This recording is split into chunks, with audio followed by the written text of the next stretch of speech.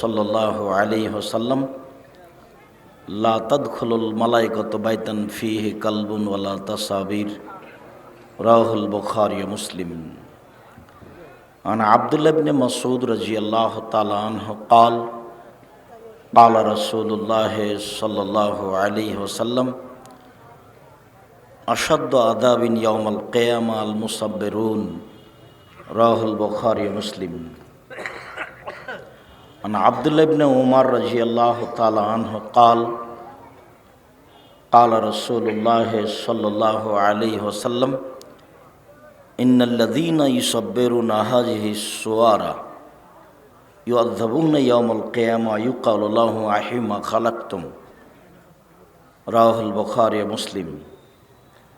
عن ابن عباس رضي الله تعالى عنه قال قال رسول الله صلى الله عليه وسلم من صور سورة عذب وكلف أن ينفخ فيه وهو ليس بنافخ، رواه البخاري ومسلم.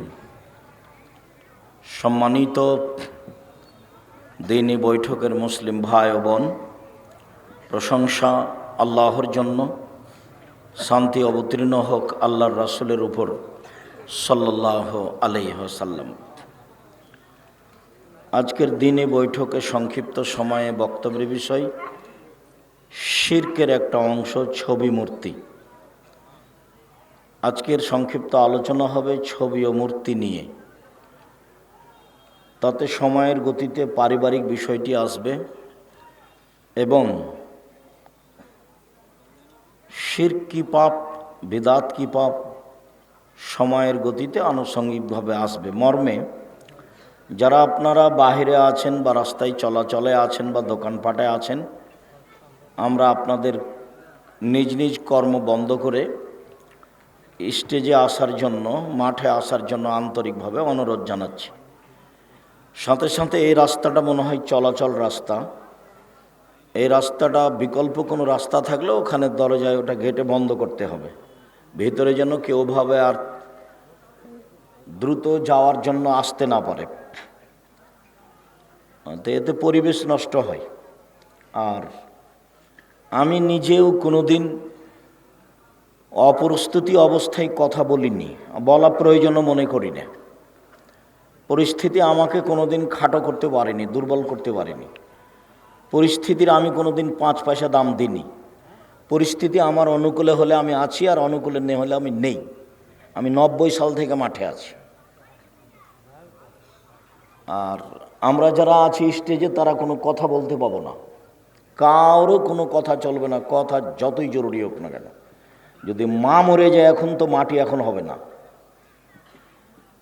মাকে মাটি দিতে হবে, এটা হলো ফারজে কেফায়া। আর আমি কথা বলছি, এটা শুনতে, এটা হলো ফরজ, এক স্তর আগে। কাজেই মায়ের মাটি দেওয়ার হিসাবটি আলোচনা যখন শেষ হয়ে যাবে তখন। খুব সাবধান, তোমরা ওই গেট ওইটা বন্ধ করো, সামনে দিয়ে যেন আর কোনো গাড়ি না আসে।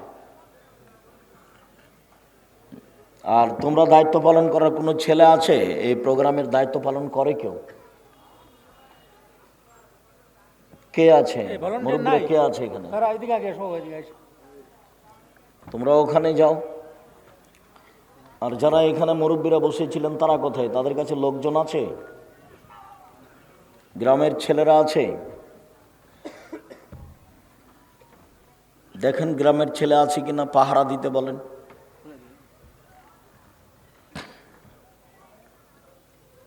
আমি তো জানি না, না হলে আমি ছেলের ব্যবস্থা করতাম।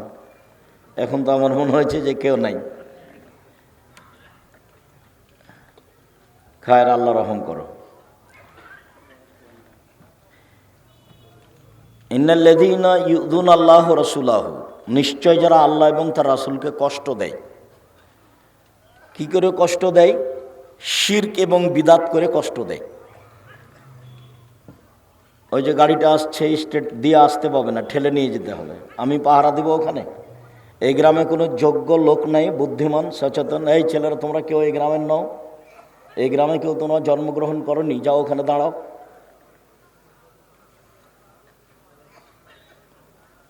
যাও ওখানে পাহারা দাও, ওই কোনায় পাহারা দাও।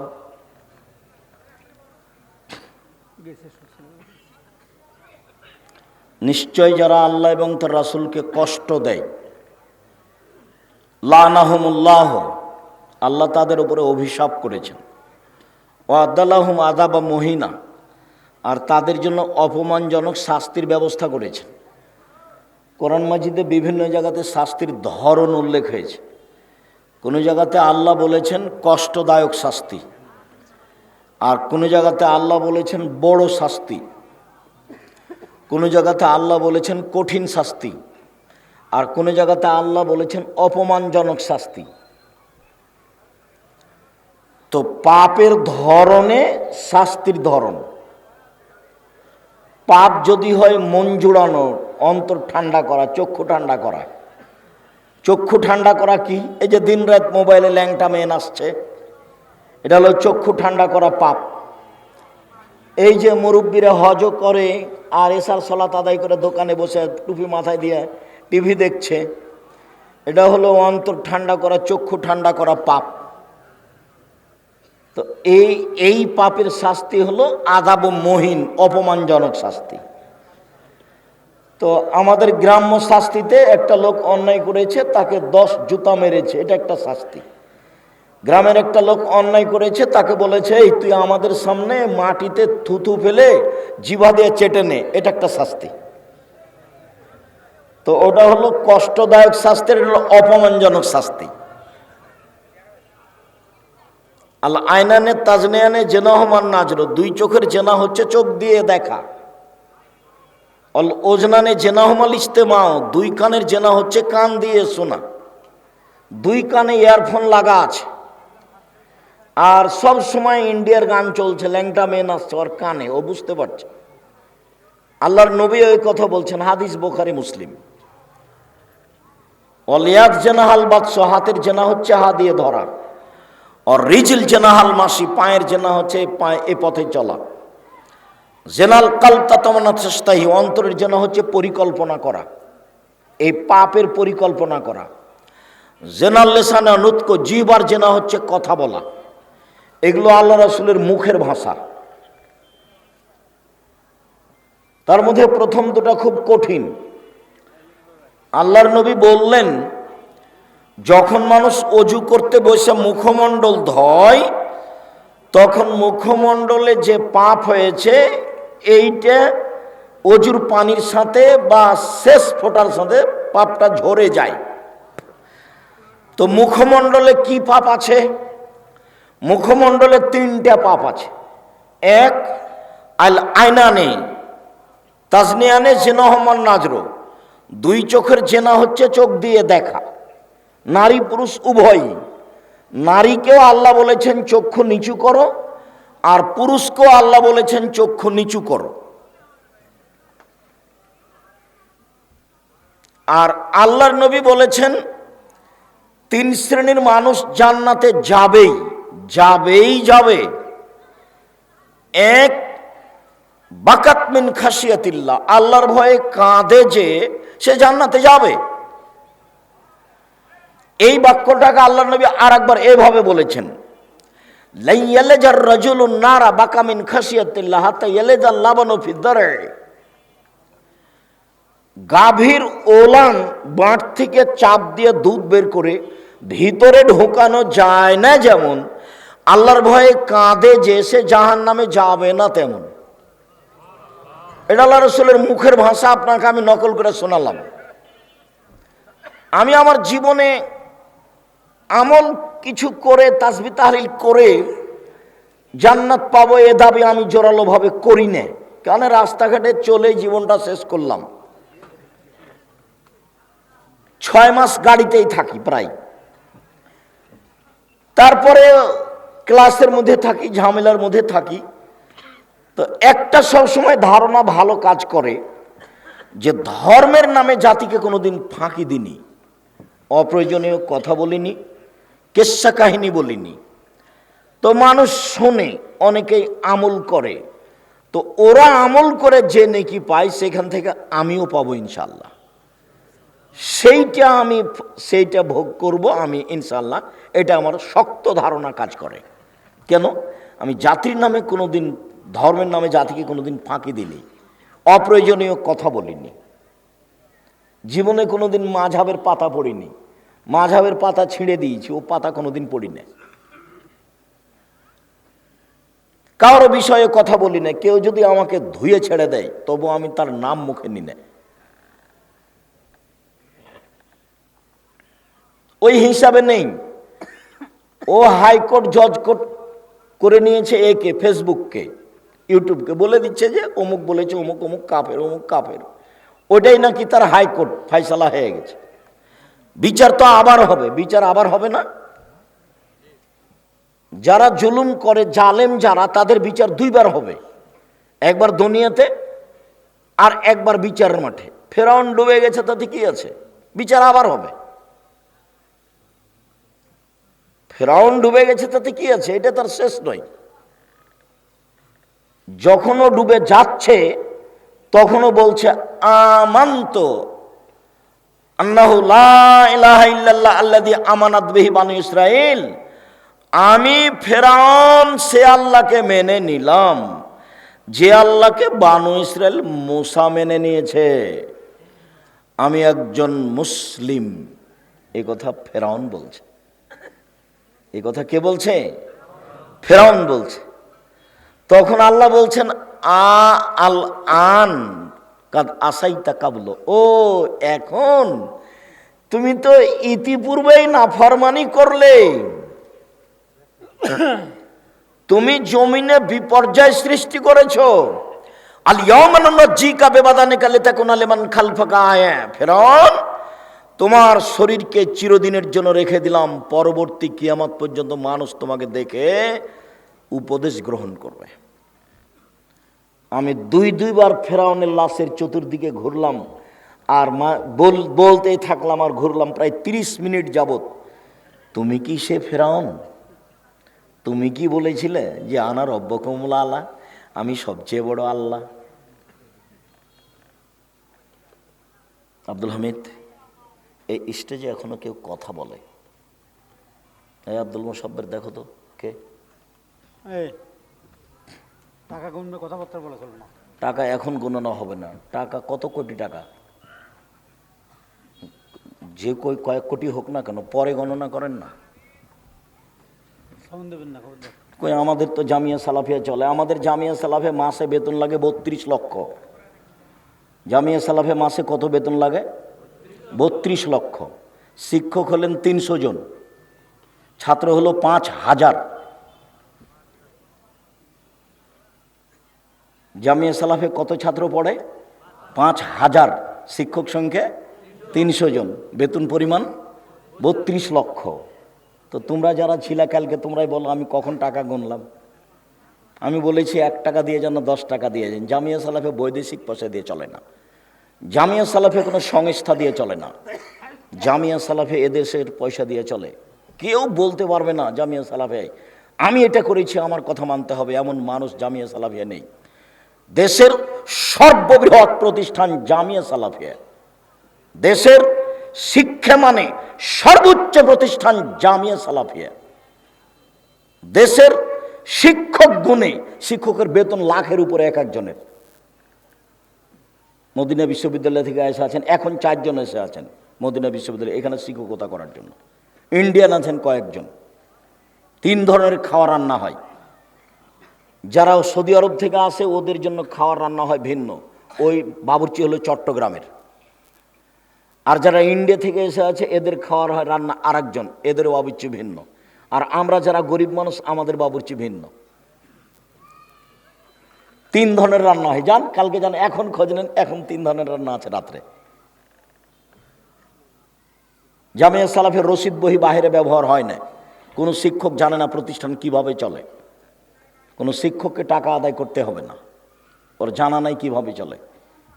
ও পড়াশোনা শেষ করে দিয়ে বাড়ি যাবে, বউ নিয়ে থাকবে, পরের দিন আবার আসবে, এসে ক্লাস নেবে, তার এই পর্যন্ত শেষ। কোনো জিম্মেদারি তার নেই। ওই টাকা স্টেজে গোনা লাগে না, মানুষ সহযোগিতা করে 10 টাকা, 5 টাকা, 10,000, 50,000 এভাবেই চলে।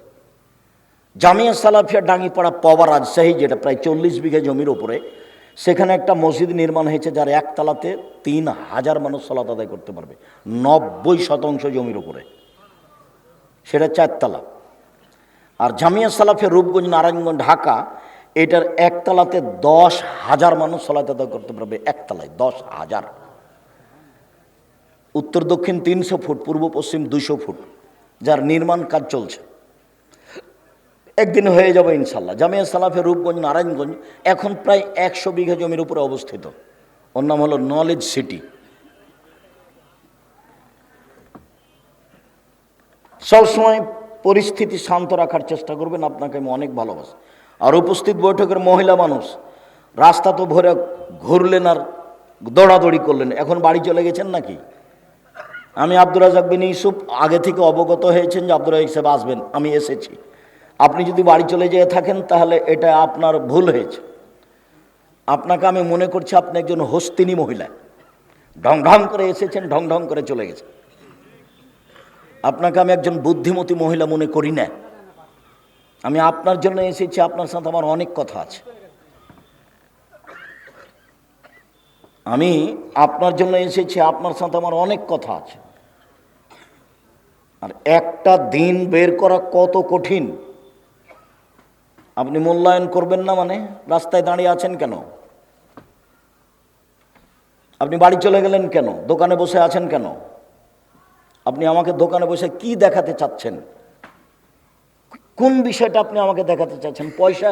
তো আপনি নিচে পড়ে যাবেন। ছেলে মেয়ে? তো আপনি পিছনে পড়ে যাবেন। শিক্ষা দীক্ষা? তো আপনি পিছনে পড়ে যাবেন। তো কোন বিষয়টা নিয়ে আপনি বসে আছেন ওখানে? আমি আপনার দিনী ভাই, আমি রাজশাহী থেকে এসেছি আপনার জন্য। সব কাজ ত্যাগ করে আপনি আসবেন, এটা আমার ঐকান্তিক দাবি। বলছিলাম, গাভীর বাঁট ওলান থেকে চাপ দিয়ে দুধ বের করে ভিতরে ঢোকানো যায় না, যেমন আল্লাহর ভয়ে কাঁধে যে সে জাহান নামে যাবে না, তেমন। মনে থাকবে না? পুরুষ নারী সবার জন্য। কথা প্রসঙ্গে কথা এসেছে যে শাস্তি হবে মানুষের পাপ অনুযায়ী। তো কোনোগুলো শাস্তি আছে অপমানজনক, আর কোনো শাস্তি আছে কষ্টদায়ক। তো অপমানজনক শাস্তি কোনগুলো? যেগুলো পাপ মনের সাথে জড়িত। মনে চাই ল্যাংটা মেয়েটা আমার মোবাইলে নাচুক, মনে চাই টিভিতে ইন্ডিয়ার এইসব মেয়েরা নাচুক, মনে চাই জেনার সাথে লিপ্ত হয়ে মেয়েদের সাথে গল্প করি, মনে চাই টাকনোটা প্যান্টটা টাকনোর নিচে থাক, যেগুলো মনে চাই। মনে চাই যে দাড়ি চেঁচে ফেলি, দাড়ি বড় হলে ভালো লাগে না, প্যান্টটা টাকনোর উপরে থাকলে ভালো লাগে না, নিচে থাকলে ভালো লাগে। তো যেগুলো মনে চাই সেগুলোর পাপের শাস্তি হলো অপমানজনক। চুরিও শাস্তি, ডাকাতিও শাস্তি, সুদও শাস্তি, ঘুষও শাস্তি, মানে মহাপাপ। তো এইগুলো পাপের শাস্তি হলো কষ্টদায়ক। আর মনের সাথে চলে যে সব পাপ, সেটা হলো অপমানজনক। অপমানজনক। আচ্ছা, আমি আমার প্যান্টটা টাকনোর নিচে রেখেছি, তা আমি কি কারো ক্ষতি করেছি? কারো তো ক্ষতি করিনি। আমি কি জেনা করেছি? তা তো করিনি। আমি কি চুরি করেছি?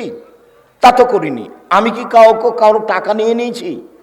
আমি তো কিছুই করিনি। এমন আমি আমার মনটা চাই তাই প্যান্টটা টাকনোর নিচে রেখেছি। এখন আল্লাহর নবী বলছেন যে 3 শ্রেণীর মানুষের সাথে আল্লাহ বিচারের মাঠে কথা বলবেন না, কথাই নাই তার সাথে। তার এক শ্রেণীর মানুষ হচ্ছে যারা পায়জামা প্যান্ট লুঙ্গি টাকনোর নিচে রাখে। এ কোন পাপ?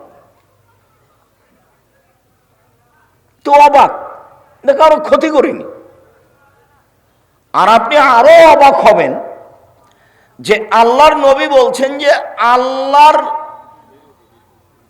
রহমত হলো 100টি, আল্লাহর দয়া হলো 100টি। তো 99টা দয়া আল্লাহ নিজের কাছে রেখেছেন, আর একটা দয়া আল্লাহ প্রাণীর মাঝে ভাগ করে দিয়েছেন। ইন্না লিল্লাহি মিয়া রাহমা, আল্লাহর জন্য রয়েছে 100টি দয়া। আনজালা মিনহা রাহমাতান ওয়াহিদা, তার একটা দয়া আল্লাহ প্রাণীর মাঝে ভাগ করেছেন। একটি দয়ার ভাগ পেয়ে গাভী তার বাচ্চাকে জিহ্বা দিয়ে চাটে, একটি দয়ার ভাগ পেয়ে মুরগি তার বাচ্চাকে আদর করে ডাকে, একটি দয়ার ভাগ পেয়ে সাপ তার বাচ্চাকে আদর করে ডাকে, একটি দয়ার ভাগ পেয়ে মানুষ তার ছেলে মেয়েকে হাজারো বার চুমা দেয়। এটা হলো একটা দয়ার ফলাফল। 99টা দয়া আল্লাহ নিজের কাছে রেখেছেন। ইয়ারহামু বিহা ইয়াউমাল কিয়ামা আলাল ইবাদ। বিচারের মাঠে তিনি বান্দার উপরে 99টা দয়া দেখাবেন।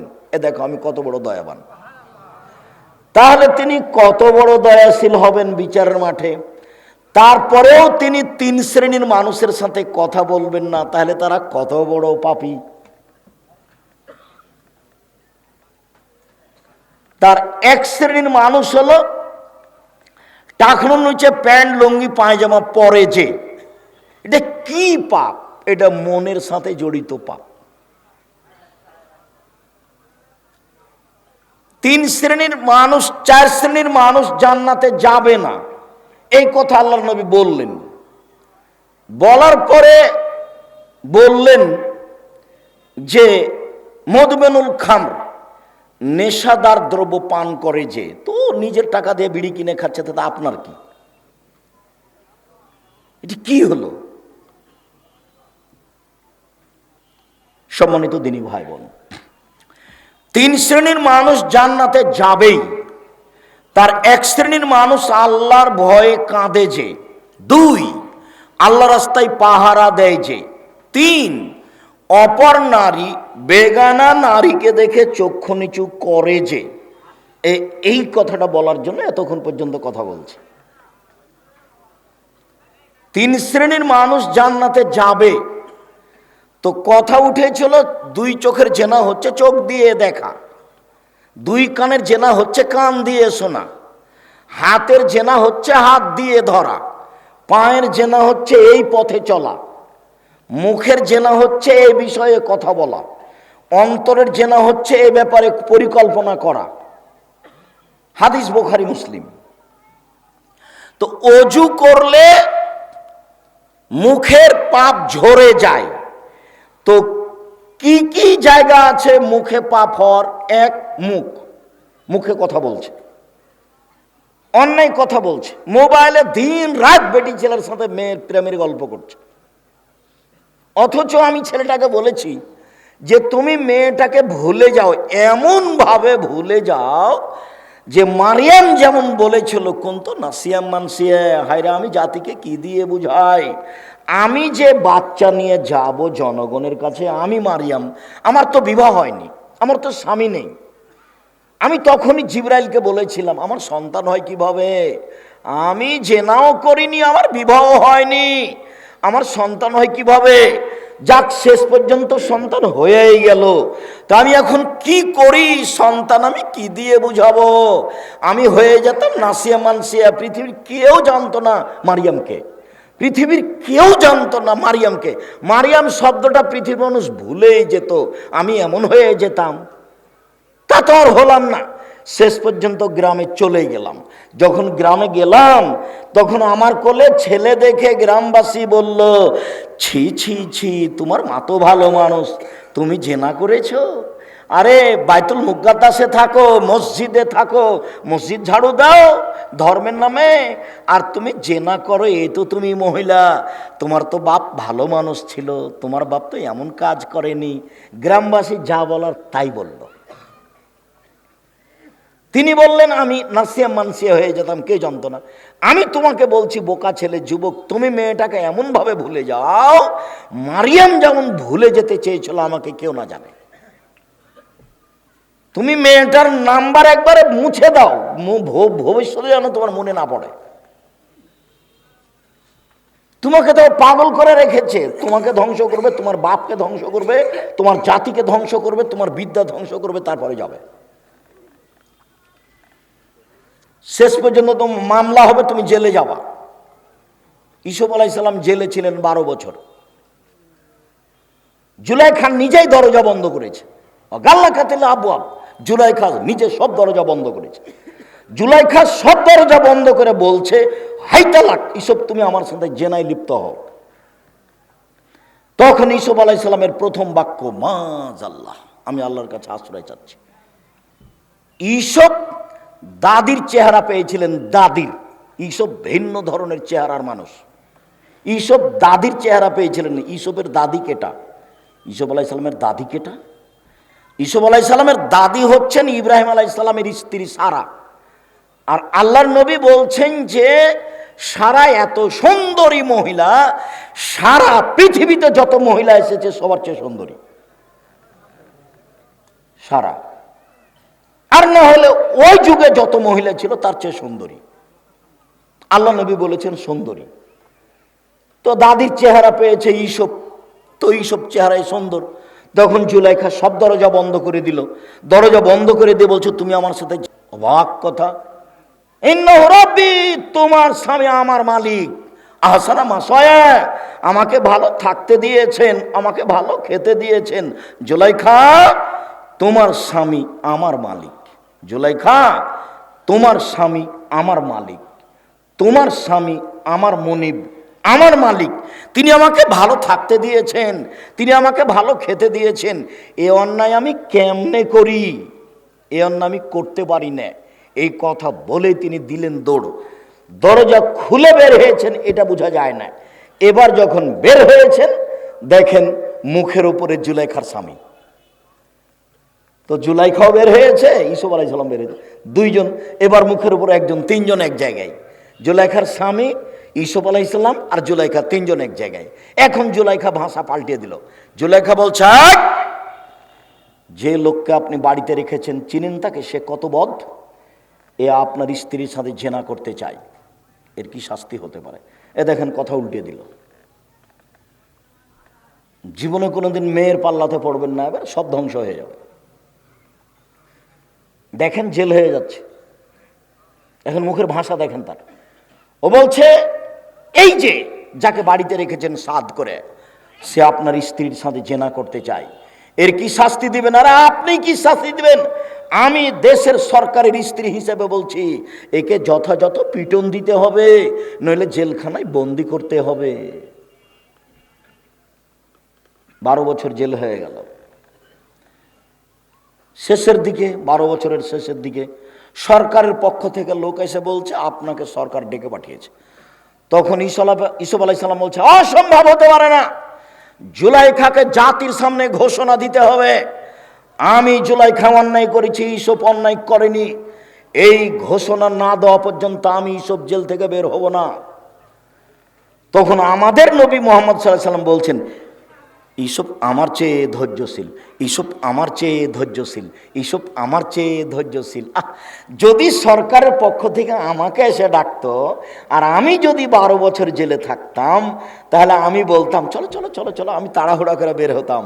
কিন্তু ইসুফের কত ধৈর্য! ইসুফ বলছে, জুলাইখাকে জাতির সামনে বলতে হবে, যৌতুক নেওয়ার চেয়ে ভিক্ষা করে খাওয়া ভালো। কেন ভালো? ভিক্ষা করা টাকা দিয়ে চাউল কিনে ভাত খেয়ে ইবাদত কবুল হবে। শ্বশুরের কাছে টাকা নিয়ে ওই টাকা দিয়ে চাউল কিনে ভাত খেয়ে ইবাদত কবুল হবে না। দেখি কোন মায়ের বেটা কথা উল্টে এভাবে ধরতে পারে। এই যে বললাম 30 বছর থেকে বলছি, 90 সাল থেকে এমন কারো কোনোদিন সাহস হয়নি যে এভাবে বলতে পারে কথা উল্টিয়ে। কাজই এটা, কাজই হচ্ছে ফতোয়া লিখা এবং ফতোয়া দেখা। শ্বশুরের কাছ থেকে টাকা নিয়ে সেই টাকা দিয়ে চাউল কিনে ভাত খেয়ে ইবাদত কবুল হবে না, এটা চূড়ান্ত। আগামীকাল সন্ধ্যা হতে হতে যৌতুক ফেরত দিতে হবে 24 ঘন্টার মধ্যে। আর নিজে দিন মজুরি করে খাবো। আমি ভিক্ষা করে খেতে বলিনি, ওটা জায়েজ, তবে সবচেয়ে নিচের কাজ। জায়েজ সবচেয়ে নিচের কাজ।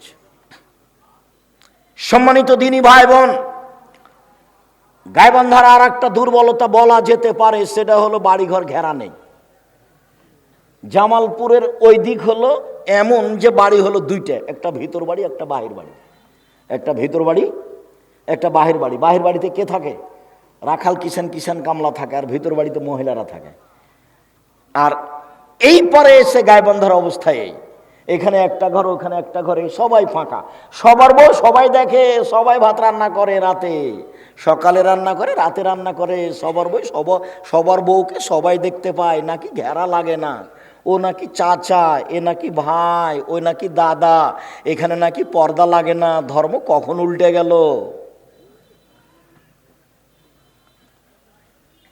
এমনি মানুষ হিসেবে নরম। জামিয়া সালাফের সব কর্মচারী গাইবান্ধা, রংপুর, দিনাজপুর, পঞ্চগড়, সব কর্মচারী এদিককার। এই কাজগুলো থেকে ফিরে আসতে হবে যে কোনো মূল্যে। বাড়ি আপনারটা চতুর্দিক ঘেরতে হবে, ইট দিয়ে হোক, খড় দিয়ে হোক, চটছালা দিয়ে হোক, ঘেরতেই হবে। ঘেরতে আপনি বাধ্য, ঘেরতেই হবে। আপনি আপনার বাড়িতে ঢুকবেন সালাম দিয়ে, মুখের ওপর একটা চট দেওয়া আছে। আপনি যখন রাতে ঘুমাতে যাবেন, আপনার স্ত্রী যখন রাতে ঘুমাতে যাবে, দরজা তো নাই যে বন্ধ করবে বিসমিল্লা বলে। বিসমিল্লা বলে একটা ছোট কাঠখড়ি এরকম কিছু বিসমিল্লা রেখে দিবে, সকাল পর্যন্ত এই দরজা দিয়ে শয়তান ঢুকতে পারবে না। হাদিস বুখারী মুসলিম। শয়তান ইবলিসের বাবার ক্ষমতা নাই এখান দিয়ে ভিতরে ঢুকতে পারে, ওটা আল্লাহ নবী না করে দিয়েছে। কথা বুঝাতে পারিনি? হতেই হবে, বাড়ি ঘেরতেই হবে, বোনকে জমি দিতেই হবে, যৌতুক ফেরত দিতেই হবে, কোনো প্রকার আপোষ নেই। আব্দুর রাজ্জাক সাহেব আমার শ্বশুরকে বলি, নেয় না, তুমি দিয়ে চলে আসো না, তারপর দেখা যাচ্ছে।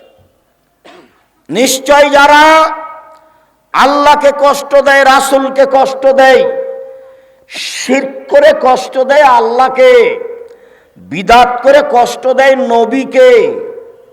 দুনিয়াতে দুটা পাপ আছে মানুষের ধারণায় নেকির কাজ, তার একটা হলো শিরক, পাপের কাজ। যে দেখেন গোবিন্দগঞ্জে গাড়ি দাঁড়িয়ে আছে, গাড়ির নিচে